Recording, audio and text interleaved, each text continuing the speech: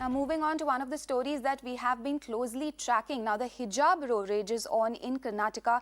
Situation on ground is still precarious. Now, in a bid to de-escalate the situation, the state government has decided to keep colleges and universities shut till February 16th. However, all exams will be held as scheduled and schools will reopen as planned on Monday. Now, the police and district officials have been asked to visit schools to ensure peace and check social media for rumours. Schools have also been ordered to comply with High Court's interim order that asks students to refrain from wearing religious symbols in classrooms. Now, we're being joined by Revati. Revati, a very good morning to you and thank you for joining us. Now, the state government has made, colleges can reopen.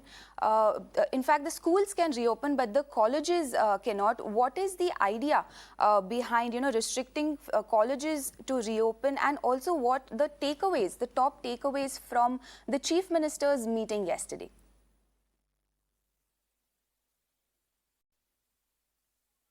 Very good morning to you and our viewers as well. As far as the government's decision goes, they want to take some time, a couple of days more, to see what the situation is going to look like, because the High Court's interim order clearly says that students are restrained from wearing any religious symbols to classrooms. Now, on Monday, when classes reopen, schools reopen, it will only be for classes up till 10. The whole hijab issue or the hijab controversy is around students who are in pre-university colleges, 11th and 12th classes. So their classes are not going to resume on Monday. Until 16th, they have a holiday. So on 16th, there will be another meeting. And once the situation is reviewed is when a decision will be taken. The government also wants to look at what the High Court is going to say in the coming days as well, because as per the interim order, it is a setback for the petitioners. And the petitioners have claimed that this is unfair for them and that they are being forced to choose between their conscience and their right to education, and that they're being put in a very difficult spot, because if you're asking the girls to remove the hijab and enter classrooms, it is asking them to go against their religious practice.